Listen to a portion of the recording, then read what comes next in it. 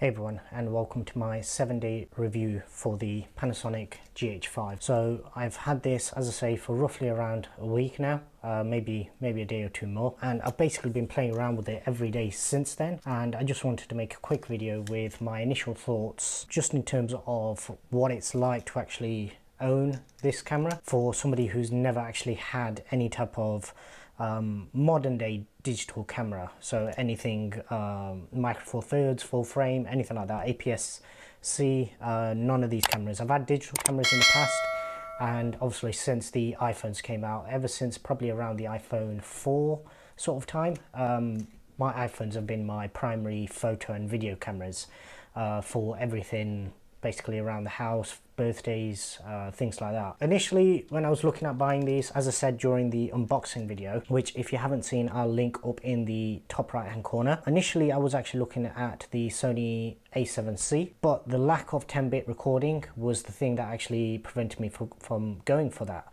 The other thing was the lack of 4K 60. Now the 4K 60 thing I will come on to, because that is a subject where you need to delve a bit deeper to actually understand what's going on with 4K 60. But essentially, when I was looking at cameras, I actually reached out to Terry Warfield. He's another YouTuber, brilliant channel. If you haven't seen his videos, I'll link his channel down in the description below, so do go check him out. So I just reached out to him on Twitter and asked him basically for suggestions. Ideally, my ideal camera would have been the A7S III, but that's basically £3,500 plus your lenses on top and your cards. By the time you've kitted that out, you're probably looking at about £4,500 here in the UK. Now, for that sort of money, it's not something that I want to be paying at this moment in time. Maybe further down the line, if the YouTube channel does take off even more, then I can justify it. But at the moment, it wasn't something that I could actually justify. Whereas around the sort of £2,000 mark was something that I spend every year on the iPhone anyway.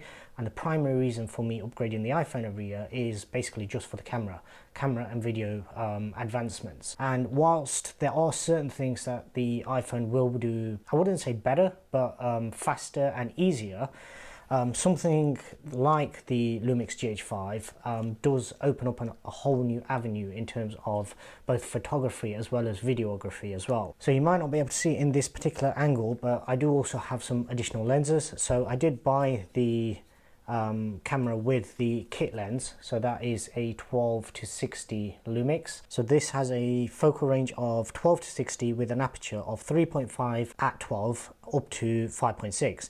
Now the one thing about micro four thirds that I didn't realize at first, but obviously I've realized since, is because it is a micro four thirds, essentially the ratings are based on full frame. So the 12 to 60 in reality is probably more like a 24 to 120. Maybe not exact, because I'm not sure if it's exactly 2 times or whether it's 1.7x crop, or I'm not sure on the exact numbers, but roughly it's not going to be a 12 to 60.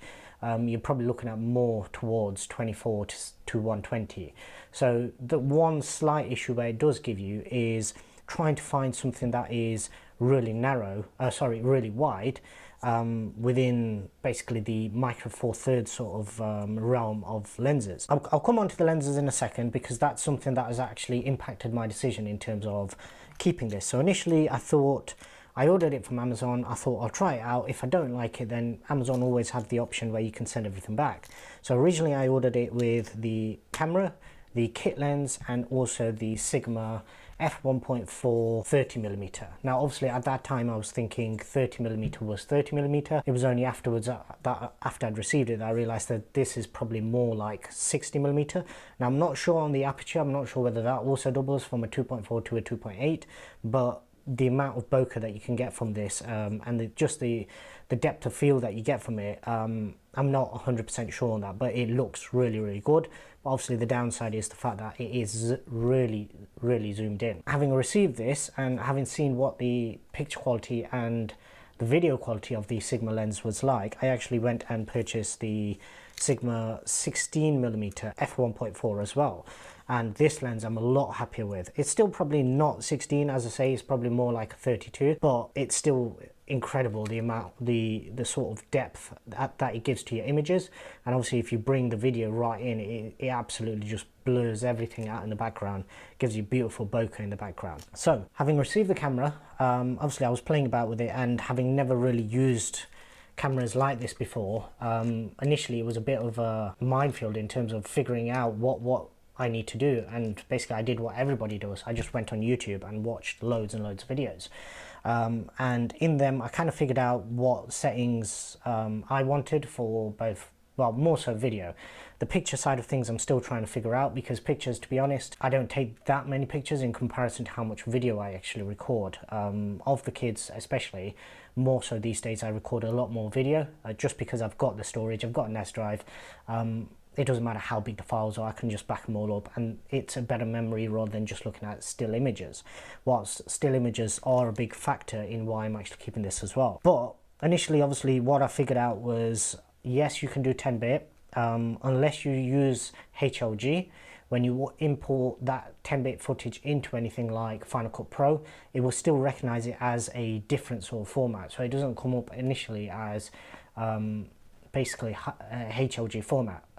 They sort of have their color baked in, similar to what the Dolby Vision footage from the iPhone 12 Pro Max and all the other 12s gives you, where it's already got a sort of color LUT on it, whereas the HLG is a flatter profile. Obviously you can go in and adjust it, and you can basically edit it to your heart's content.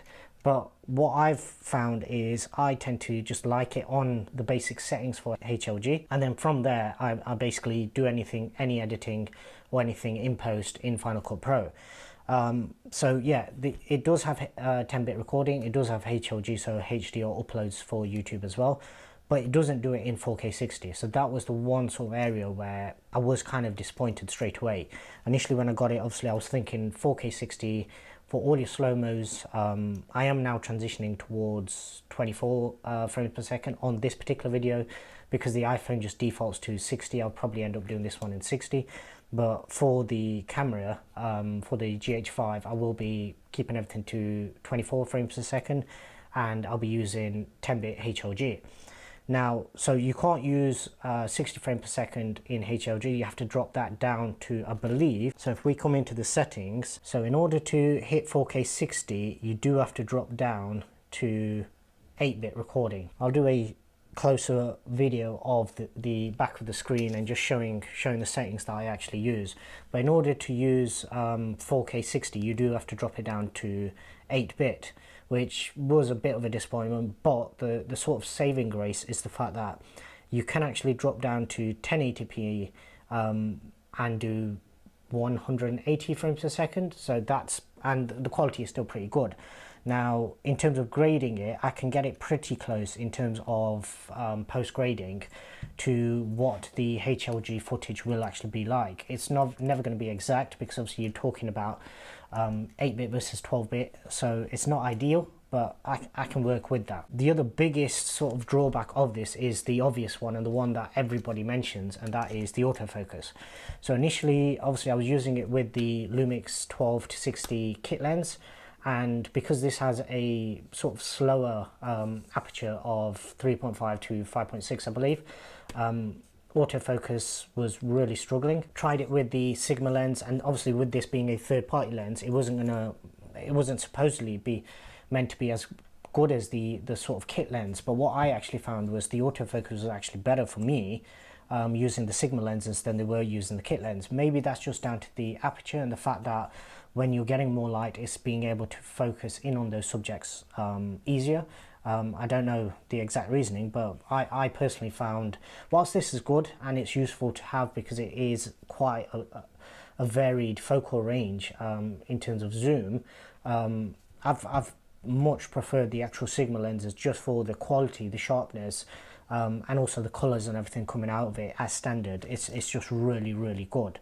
So the autofocus initially was a problem, and I was basically on the verge of sending this camera back. And then the thing that prevented me from doing that was when I actually started looking at the pricing for full frame lenses. I can't remember the exact figures. I'll try and put them up on screen, but obviously the kit lens comes with the camera. The camera was, I believe, roughly around £1,200 without the lens, £1,400 with the lens.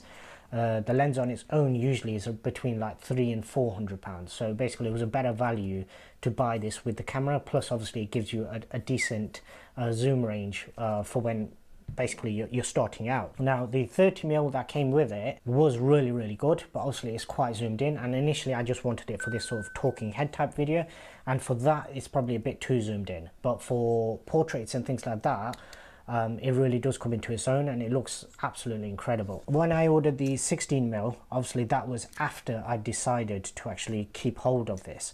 And as I say, I went on Amazon, had a quick look at the prices. Your A7C at the moment with the kit lens would cost you roughly around 2,000, 2,100. And then the equivalent sort of f1.4 lenses or below, faster lenses, you're looking at least 2, sometimes 3 times the price.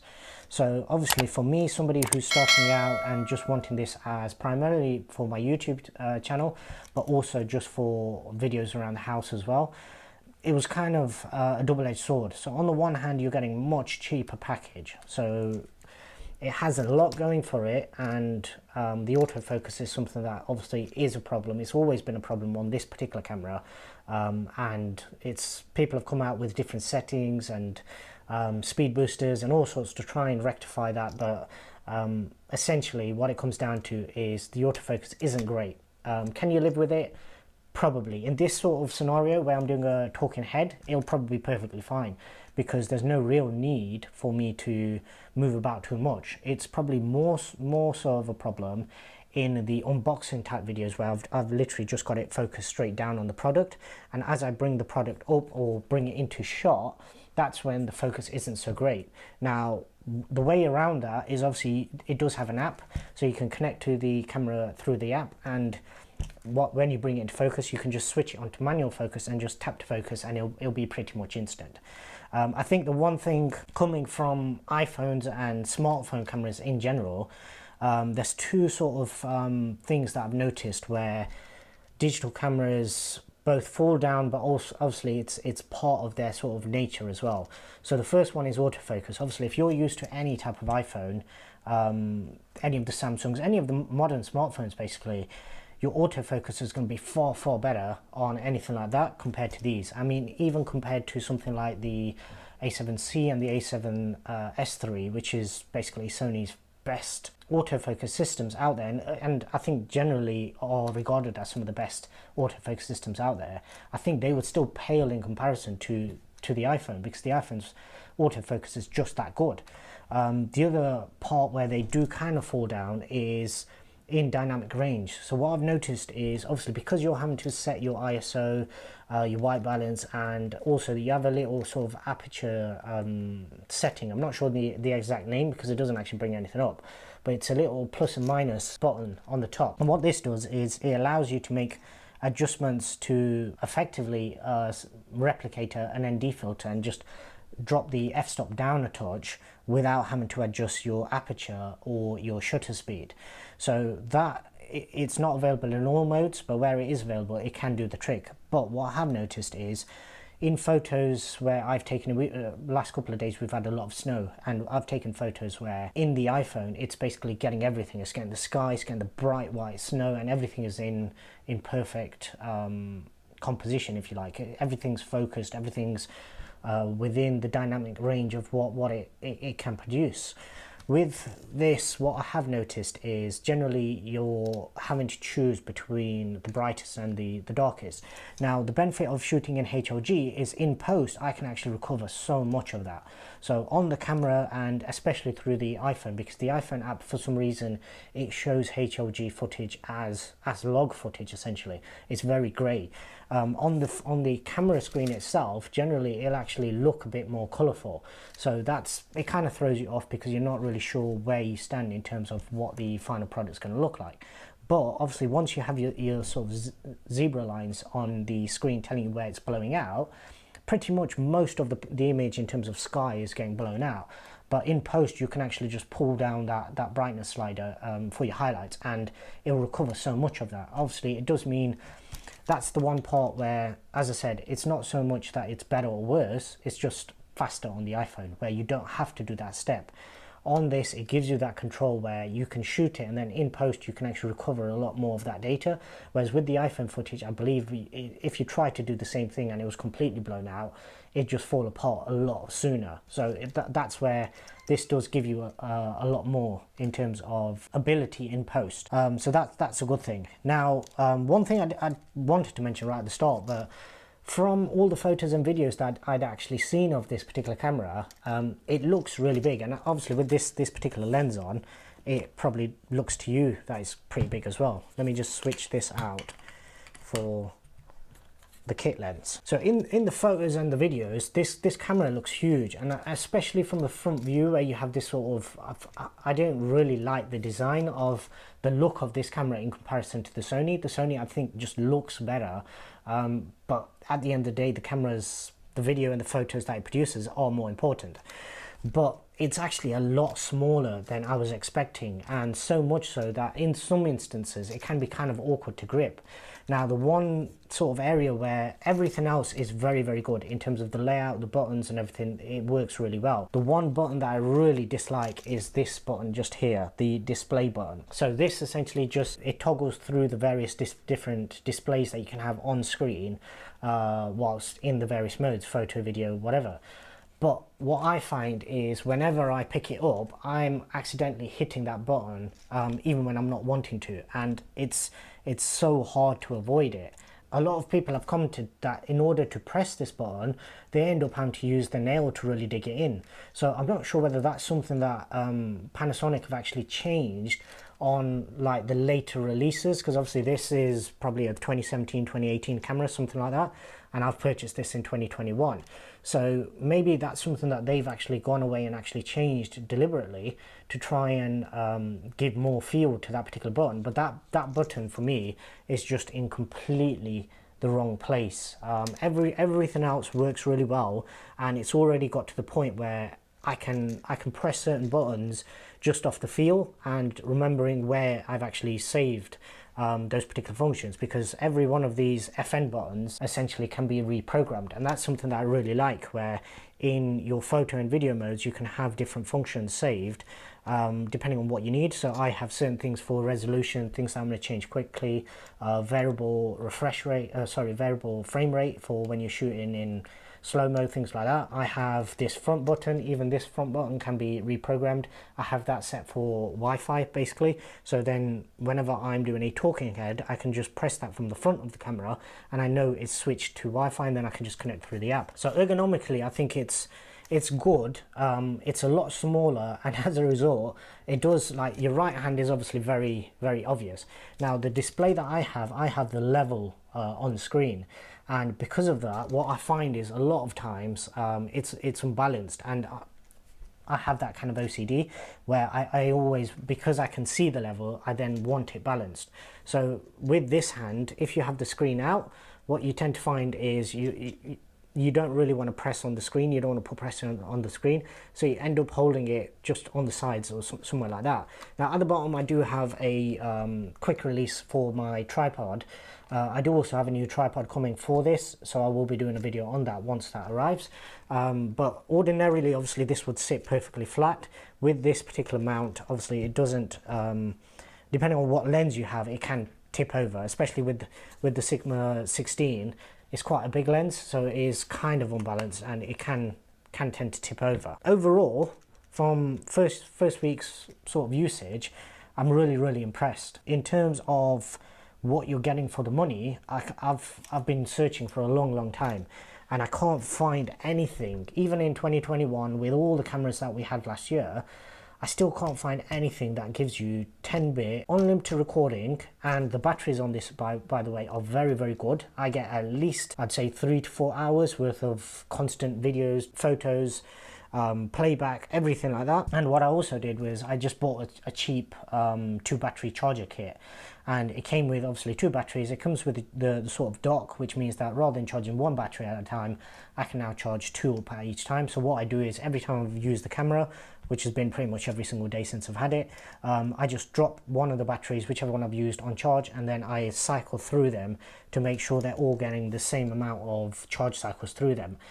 Some people have said stick to genuine batteries. I've found it's exactly the same in terms of performance. Just while we're talking about performance, on memory cards, I did opt for the SanDisk Extreme Pro, and whilst this one worked perfectly fine, it is a slower card. This is a V30 card. And it wasn't cheap. So this is a 512. It's basically gives you like 7 or 8 hours worth of video recording and basically over 1,000 photos. It maxes out at 999, so it shows you 999 worth of photos that you can take. I did order another memory card. I can't remember the exact brand of it. That was a V60 card, 512 gig, and it was roughly around the half the price of the SanDisk. But no matter what I did, I couldn't get it to work. Formatted it on the PC, on the Mac, FAT, exFAT and NTFS file formats, and none of them would actually work with the camera. So I'm not sure whether that was an issue with the card or whether the camera just doesn't like basically cheaper cards. In terms of specs of that particular card, it was actually better than the SanDisk, but for whatever reason it didn't like it and it didn't work. Not the end of the world. I would have preferred to have had that one, because with that I could have actually, obviously because this camera has dual memory card slots, I could have actually just doubled up, and obviously I was hoping that that would give me access to the 400 megabits per second file format. That's the one format that I can't actually use at the moment. It doesn't work on this particular memory card. Every other format, HDR, 10-bit, 422, it works the lot. But to be perfectly honest, I probably wouldn't use the 400 megabits per second anyway, because whenever I'm playing that back, whilst the device I'm playing it back on in terms of editing work fine, it doesn't work very well on my NAS drive in terms of playing back through to the Apple TV and things like that, because obviously you're talking a lot more bandwidth. In theory it should be lower compression, so it should play back, but I wasn't 100% sure on that. So in terms of everything that I need to use it for, it's a win-win so far. As I said, I've checked, I can't find anything out there that would give you this sort of bang for buck in 2021. Maybe when the A7 IV and all the other sort of models come out, they might up their levels to give you 10-bit recording, but at this time, and considering the price point, and considering that micro four thirds is something that is going to save you a lot of money when it comes to lenses. I mean, this whole kit, I think this lens was around about 270, 280. And this one was a little bit more. I think this was about 370, and the full kit was around 1400. So for that sort of price point, I don't think you're going to find anything out there that could give you this many lenses type variation. Give you a lens that is f1.4, so beautiful bokeh, really wide, fast lens if you like. And also give you the kit lens included as well. And the kit lens itself, as I say, it's not bad. It's just I prefer the Sigma lenses. I have actually used the kit lens on it for quite a lot of videos as well, but the kit lens I would say is better for bright daylight, outdoors kind of shots. Whenever you're indoors, the Sigmas just outperform it so much more because it's such a faster lens, so you don't need to bump up that ISO as much, which means you end up with less grain and a better picture, be that video or photo. 7 days I've had it, well, probably around 8 or 9 by the time you've actually, or maybe even longer by the time you see this video. What we'll do now is I'm going to film a few different shots using the various lenses on this camera as opposed to the iPhone, and just give you an idea. And what I will also do is I'll put all of these clips into a separate video as well for those that just want to watch those, because obviously this video, as all of mine, they tend to go on for quite a long time. I'll insert those clips, just giving details in terms of which lens it is, what focal range it is, and what sort of aperture it's working at as well. Hey everyone, so this is back on the Panasonic Lumix GH5. This is using the kit lens, and this is on its widest focal range. So this is supposedly 20mm. It's probably a lot more than that realistically because of it being micro four thirds, but as you can see, this is quite zoomed in. This is me sat in the same position as the previous iPhone footage, so that sort of gives you an idea in terms of how much more zoomed in this particular shot is. I'm just using my iPhone to actually keep track of it. In fact, that might actually be a good way of actually seeing what the autofocus is actually like. Obviously, I'm not going to know this until after reviewing this video. But yeah, this is the built-in lens. What I'll do now is I'll just adjust it to a midpoint and then zoomed in all the way. Maybe not zoomed in all the way, but I'll make a few adjustments and I'll insert those clips as well. Hey everyone, so this is back on the Lumix GH5. This is with the kit lens and this is with the focal range set to 12. So initially I was actually wrong. I was thinking of it being a 20 to 60. There's actually a 12 to 60 lens. This is with it set on 12. The previous clip was actually set to the range where the lens is all the way in. So I believe it's roughly around 25. So this is how much basically real estate you're getting by having it set to 12. So this is actually a pretty decent lens in terms of how wide it is. At the moment, obviously this is the same distance from the iPhone, and the iPhone's sort of problem was the fact that it was showing everything, or I couldn't have it showing enough if I used one of the zoom lenses. So with this, I've got loads of room to actually come in further, and if I just try and get it to focus, let's see. That's actually not too bad. So that's focused in quite well. If I move that away again, let's see how that focuses, and let me try and find something a bit bigger for it to latch onto. Now obviously lighting in this particular scenario, because I've had the lights set on me, might not be the best. I'm just trying to orient that in such a way. Yeah, I mean that looks pretty good. That looks like it's focused on the phone screen anyway. And then as soon as I move it away, let's see how quickly it actually latches back on. And also if I just move forwards and backwards, that to me, just looking on the phone screen, doesn't look like it's in focus. Once again, if I zoom forward again, or move forward, it's not too bad, but it's not perfect either. Hey everyone, so here we are back with the Lumix GH5. This is with the kit lens, 12 to 60mm kit lens that was included with the pack, and this is with it set roughly to around halfway. So this is roughly around 30, maybe 35mm, and as you can see, this is in exactly the same position that the iPhone was. As you can see, it's zoomed in considerably more. Now what I'll do is I'll do a similar thing. So let's try a zoom test and just get some writing. So that's actually not too bad. So in terms of focused time and how it latches on, now there might be a little bit of hunting. This is one of the problems with the GH5. So if I move that away, how quickly does it latch back on? Not bad, not bad. So I am using my phone screen, hence why I'm looking down. That's one good thing about the app, if you like, or the camera, if you like. So I can actually monitor this without having to be right next to the camera. Once again, we'll just try another focus test. That's actually pretty good in terms of how quickly that's actually latched on. And I think this might be a case of it having better lighting. So in all my initial tests, what I was doing was I didn't have the additional sort of lighting that I've got now. So this is actually lighting me up a lot better than just having the ceiling light, which is what I had it set to previously. I did also try it with just a sort of a mini light just on the or hot shoe or cold shoe mount on top of the camera. But yeah, this seems to be a lot better. So that is roughly around 30 to 35mm. Hey everyone, so here we are back with the Lumix GH5, and this is now set to 50mm on the actual lens itself. Now looking at the phone screen, this seems a lot more than 50mm. This seems very zoomed in, almost uncomfortably so. But yeah, let's do the same thing. So let's do a focus test. That was very good in terms of how quickly it actually focused. Return focus, a little bit of hunting, so it does hunt a little bit, and that's a general theme. You can fix that by, in this scenario, by simply just switching to manual focus, and then when you actually show a product, I could actually just click on the screen now and have it actually focus in.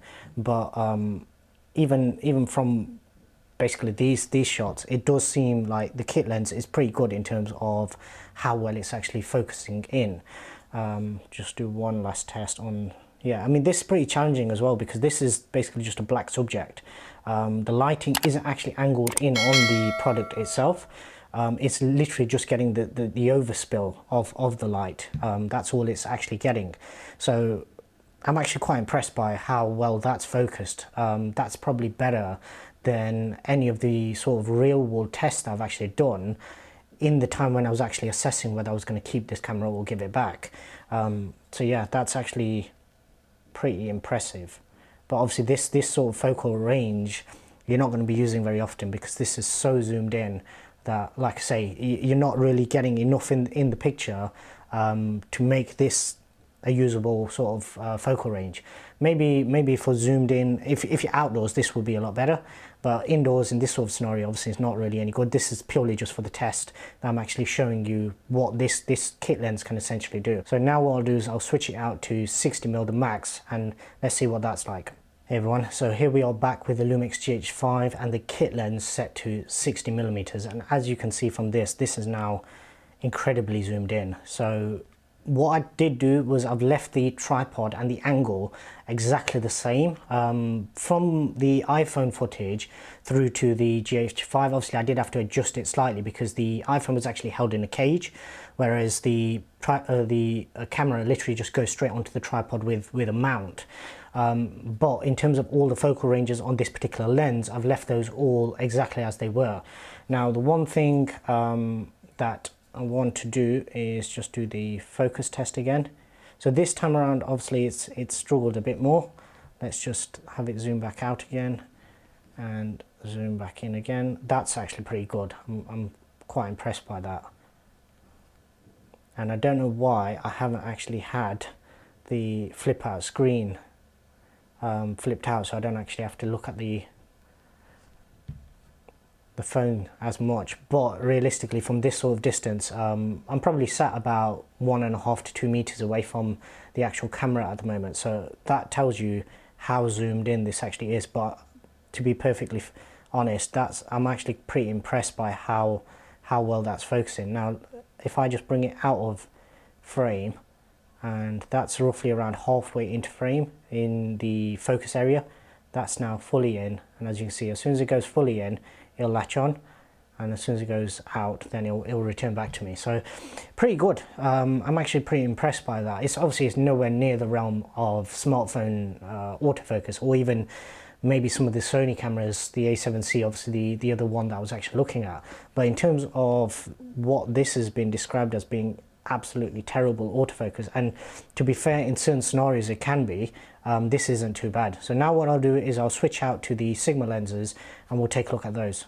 Hey everyone, so here we are back with the Lumix GH5. This is with the Sigma 30mm lens, I believe it is, and the aperture is set to 1.4. so as you can see, loads of lovely bokeh in the background.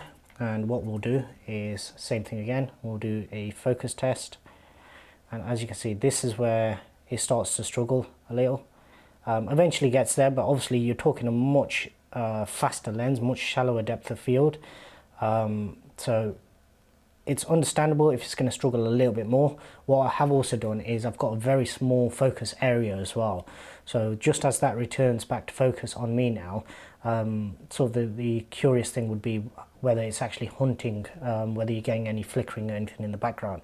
Now what I might do is I might just turn the light that's, well, in fact it's this one that's actually in view, so I might just turn that on because that'll actually be a better indication in terms of if it is flickering or hunting in the background. Okay, so here we are back, we have that turned on now, and what I want to see is when I bring something into focus, obviously it's blurring everything else out beautifully, and will it hold onto that object? It does seem to be, even though this is obviously these aren't the best sort of objects to be testing this out with. And then if I take that away, how quickly does it return to me? And there was a little bit of a hunt there, but I don't think it's bounced too much since then.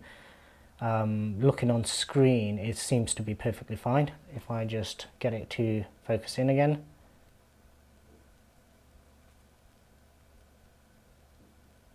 that looks pretty good to me.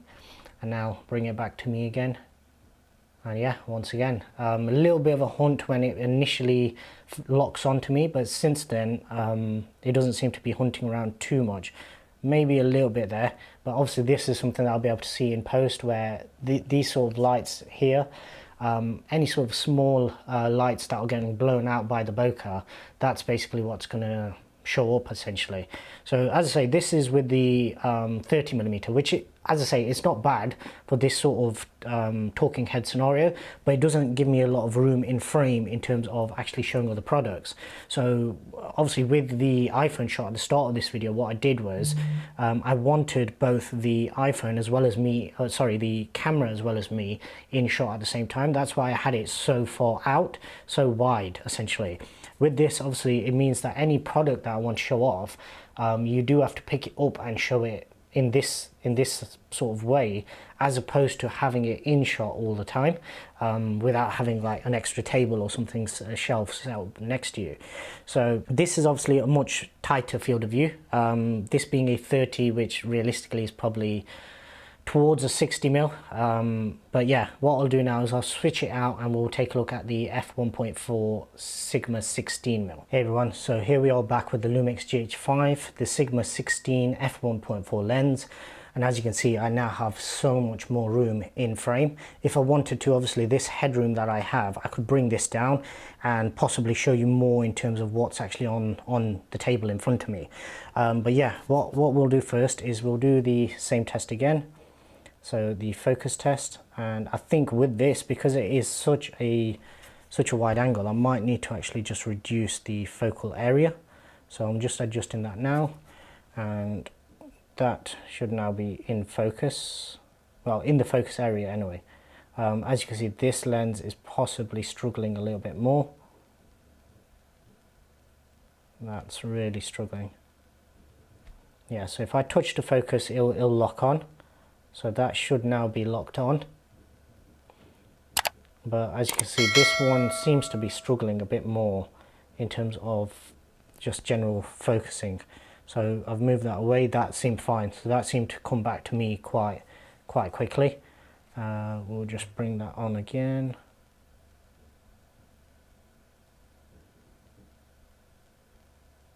Doesn't seem to want to latch on.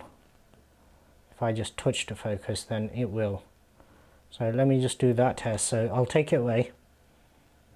Now I'll bring it back and I'll just touch the focus again, and as you can see, that's instant.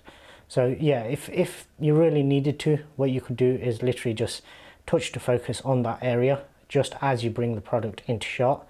Obviously this, you do have to be quite accurate in terms of getting it inside that square, but as soon as you take it away, should come back to me, and if need be, you can just touch the focus again.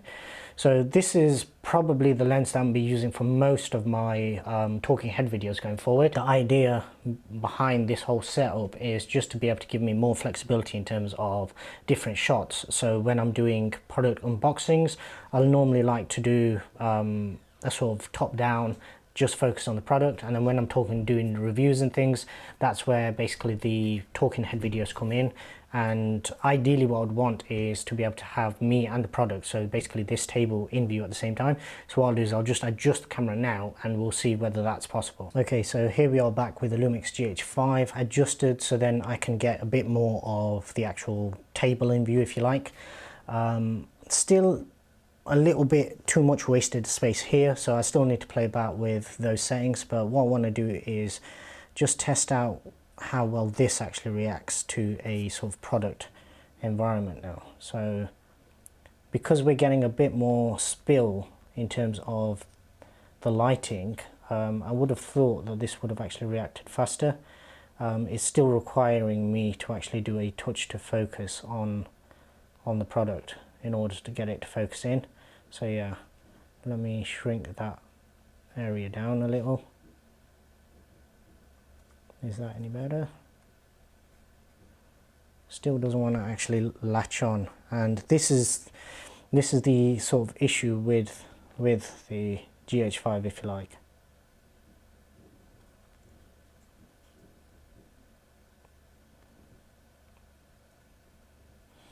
Right, that is one thing that I have noticed, where at the moment the square let me just see if I can draw it on. So it's from there to there, and what I find is I need to actually go across the square, the sort of area of focus, in order for it to actually get latched on.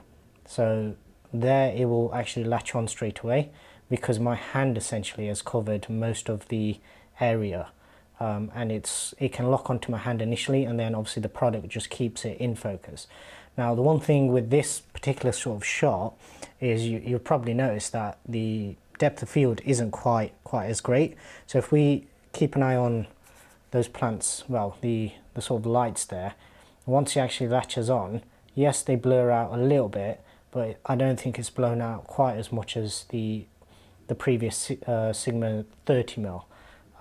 But obviously this is a lot more practical in terms of being able to just see everything more in shot. As I say, I have that option now, so depending on which shot I want to make, I can use the various different lenses. The kit lens actually did really well. I was surprised by how well that actually focused. Same with the Sigma 30mm. The 16 for some reason seems to be really struggling in terms of latching on, which is, well, it did a little bit better there. So it's focused in. Let's take that away and then bring it back again. Yeah, that seems to be doing a bit better. So yeah, it is purely hit and miss, and at the moment I literally have all my settings cranked up to maximum. So sensitivity, focus, switching, all that's maxed out. People have tried all sorts of various settings.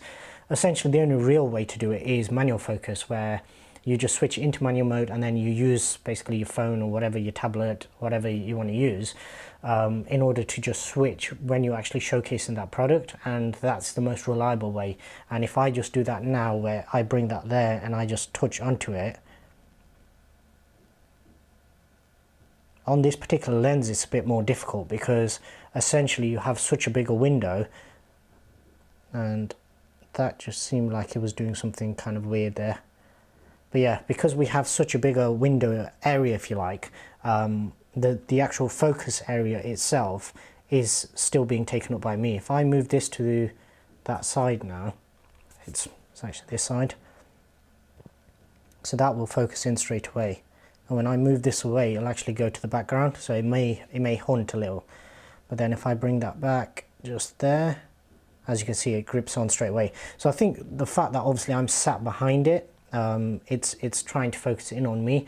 And what I have noticed is whenever you've got any type of faces in picture, especially if it can detect eyes, what it'll need you to do essentially is to cover those, basically cut off the eyes before it'll actually focus in. So in this particular scenario, as soon as my hand goes across the frame, it grabs focus, and then I can swivel this about and hopefully that's all still in focus. But yeah, it's all fun and games, isn't it? It's more options, and to me anyway, this looks a much more pleasing sort of view compared to the iPhone. And what it also does, it frees up my iPhone, so I'm not having to put that strain on it in terms of being the A camera, if you like. I can now use the iPhone as a B camera. I do also have a new tripod coming, so that'll free up the one that I'm using for this one at the moment. So then I'll be able to get an extra shot, and what I may be able to do is literally just use the Lumix as my A-roll and just my talking head, and then for all my zoomed in shots it would make a lot more sense to actually have something closer by, that I can actually just move the product over and showcase it that way. I have the lighting, so lighting's not an issue. So yeah, anyway, hopefully you've enjoyed this video. If you have, I'd really appreciate if you give me a thumbs up. If you haven't already done so, please do subscribe to the channel, and also hit the bell icon, that way you don't miss out on any new videos coming. And other than that, thanks very much for watching.